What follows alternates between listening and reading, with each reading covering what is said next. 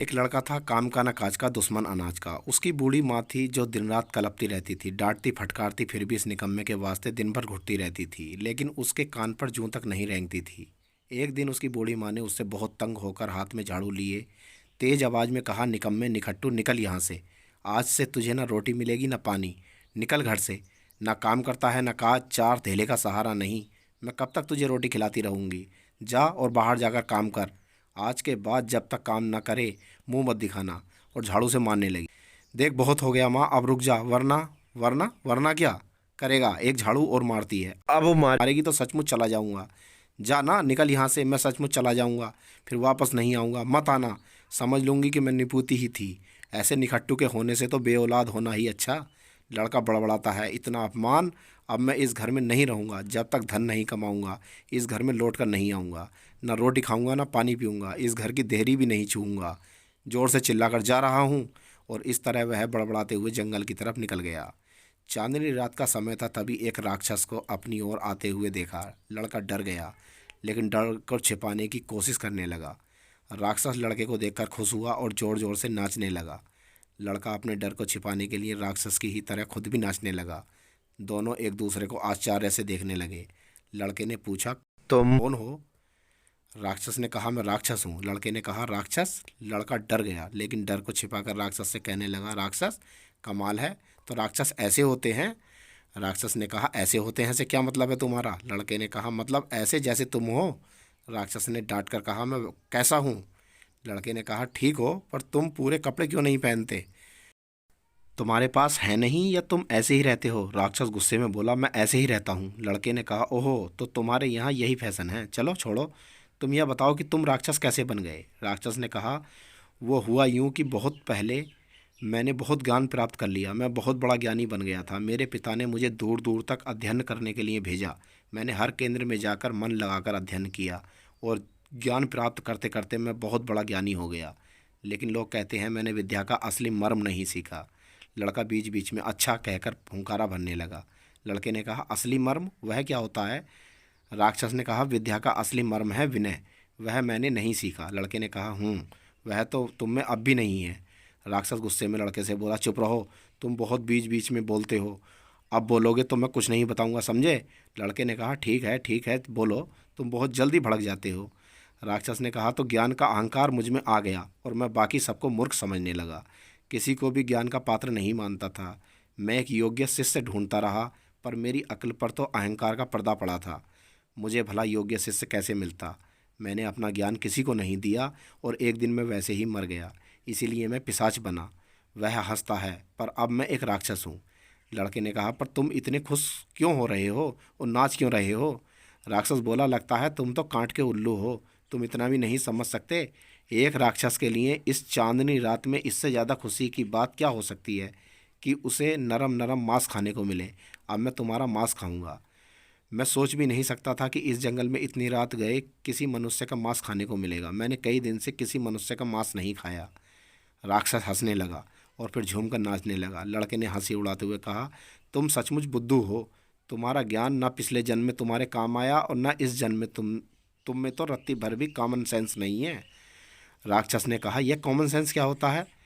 लड़का अपने मन में सोचता है कि अब इसे छकाना चाहिए। Common sense? अरे कॉमन सेंस होता है। राक्षस बोला, लेकिन होता क्या है? लड़का मुस्कुराता है, ओह, तो तुम्हें ज्ञान के इस सबसे सुंदर फल के बारे में नहीं पता है? तो तुम्हें फिर पता क्या है? यह ज्ञान का सबसे खास फल है। तुम्हारे गुरुओं ने तुम्हें इस फल के बारे में ही नहीं बताया। कमाल है, लगता है तुम किसी के प्यारे शिष्य नहीं रहे। वरना ऐसा कैसे हो सकता है कि ज्ञान के इस फल के बारे में तुम्हें मालूम तक ना होता? होता है, ऐसा भी होता है। हर गुरु एक ना एक हुनर अपने चेले से ज़रूर छिपा लेता है।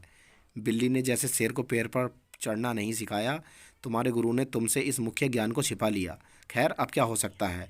राक्षस बोला, लेकिन तुम इतने खुश क्यों हो रहे हो? लड़के ने कहा, अब यही तो बात है। तुम में कॉमन सेंस होता तो तुम जान लेते।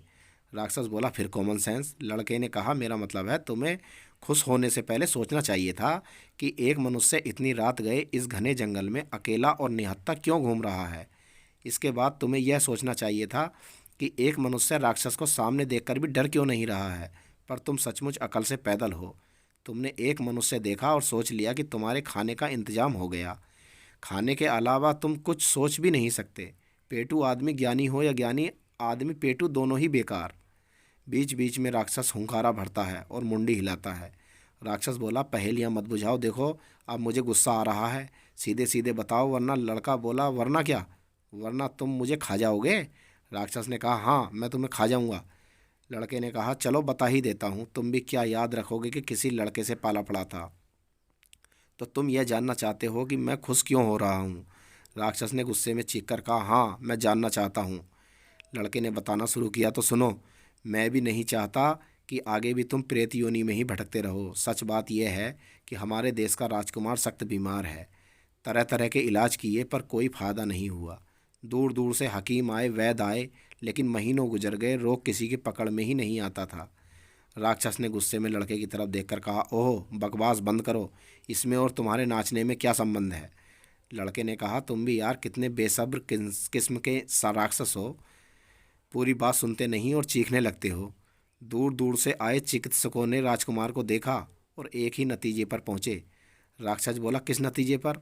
लड़का बोला, इस नतीजे पर कि अगर राजकुमार को 101 राक्षसों के हृदय का रक्त पिलाया जाए तो वह ठीक हो सकता है।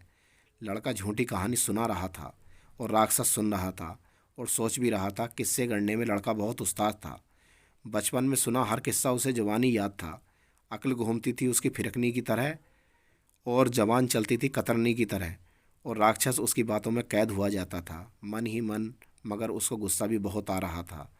रात तारों के बिछोने पे अभी सोती थी बात लड़के की, मगर ख़त्म नहीं होती थी। राक्षस ने कहा, फिर क्या हुआ? राक्षस गुस्से में बोला। लड़के ने कहा, राजा ने सारे राज्य में मुनादी पिटवाई है कि हर खासो आम को सुबह को शाम को यह इत्तला दी जाती है कि जो भी शख्स 101 राक्षसों के हृदय का रक्त लाकर राजकुमार की दवा के लिए देगा, उसे राजा आधा राज्य दे देगा और अपनी सुंदर राजकुमारी से उसका विवाह कर देगा। लड़के ने राक्षस से आगे कहा, मेरा यकीन करो, मैंने 100 राक्षसों को पकड़ लिया है, बस एक की कमी है, तुम्हें मिलाकर 101 की गिनती पूरी हो जाएगी। राक्षस जोर जोर से हंसने लगा और बोला, तुम्हें क्या लगता है कि तुम मुझे पकड़ लोगे? लड़के ने कहा, अरे मेरा वह छोटा सा आईना कहाँ है? बार बार अपनी अलग अलग जेबों में हाथ डालकर तलाश करता है, फिर एक जेब से एक छोटा सा आईना निकालकर उसे अपनी मुट्ठी में ले लेता है। हाँ पकड़ लूँगा नहीं, मैंने तो तुम्हें पहले ही पकड़ लिया है। तुम्हारी आत्मा को मैंने कैद कर लिया है। अब तुम्हारी आत्मा मेरी मुट्ठी में है। विश्वास नहीं हो रहा तो दिखाऊं? राक्षस ने डर कर कहा, दिखाओ। लड़के ने मुट्ठी में बंद आईना राक्षस के मुंह के सामने कर दिया। राक्षस उसमें अपना प्रतिबिंब देखकर घबरा गया। राक्षस ने घबरा कर कहा, यह तो मैं हूँ। यह तुमने कैसे किया? तुम बहुत धूर्त हो। मुझे बातों में लगाकर तुमने मेरी आत्मा को चुरा लिया है। यह गलत बात है। मेरी आत्मा मुझे वापस करो। लड़के ने कहा, अच्छा जिससे तुम मुझे खा जाओ। अब तुम कुछ नहीं कर सकते। अब मैं तुम्हें ले जाकर राजा को सौंप दूंगा और इनाम पाऊंगा। राक्षस डरने लगा, गिड़गिड़ाने लगा, देखो मुझे माफ़ कर दो, मैं कसम खाता हूँ मैं तुम्हें कोई नुकसान नहीं पहुँचाऊँगा। मैं तो यूं ही तुम्हें डरा रहा था। मेरा पेट तो पहले से ही भरा हुआ है। मैं तो पहले से ही तय कर चुका हूँ कि मैं कभी मनुष्य का मांस नहीं खाऊंगा। लड़का बोला, यह नहीं हो सकता, तुम्हें छोड़ दूंगा तो मेरा तो बहुत नुकसान हो जाएगा। मैं एक गरीब आदमी हूँ, इतना अच्छा मौका भला मैं कैसे छोड़ दूँ? तुम ही सोचो। राक्षस ने कहा, तुम्हारा कोई नुकसान नहीं होगा। राजा तुम्हें क्या देगा? सिर्फ आधा राज्य ना। मैं तुम्हें 7 रियासतों के बराबर धन दे सकता हूँ। मुझे छोड़ दो, मैं वादा करता हूँ कि मैं इस जंगल को छोड़कर चला जाऊँगा। लड़के ने कहा, तुम क्या मुझे बुद्धू समझते हो? इस जंगल में धन कहाँ से आएगा? और आ भी गया तो इतने सारे धन को मैं अपने घर तक ले कैसे जाऊँगा? राक्षस ने कहा, इसकी तुम फिक्र मत करो। खजाना तो यहीं तुम्हारे पीछे जो पेड़ है उसी के नीचे दबा हुआ है। आओ मैं तुम्हें दिखाता हूँ। राक्षस ने पीछे खड़े पेड़ को धक्का देकर हटाया। उसके नीचे से धन से भरा कलश निकला। लड़का धन देखकर खुश हो गया। लड़का बोला, इसे मेरे घर कैसे पहुंचाओगे? राक्षस ने कहा, मेरी शक्ति में विश्वास करो, मैं पलक झपकते ही इसे तुम्हारे घर पहुंचा दूंगा। धन सारा राक्षस ने उसके घर पहुंचाया। लड़के ने उससे एक नया घर बनवाया। फिर एक दिन उसने ब्याह रचाया। सुंदर सी एक बहू वह घर में लाया। सुविधा का हर सामान जुटाया। राक्षस था लेकिन अब भी घबराया। बोला, मुझको अब मुक्ति दे दो, अब नहीं कोई भी कर्ज बकाया। लड़के ने सोचा, लेकिन इतनी जल्दी उसको मुक्ति देना ठीक नहीं है और बकाया कामों को भी निपटा लेना अच्छा होगा।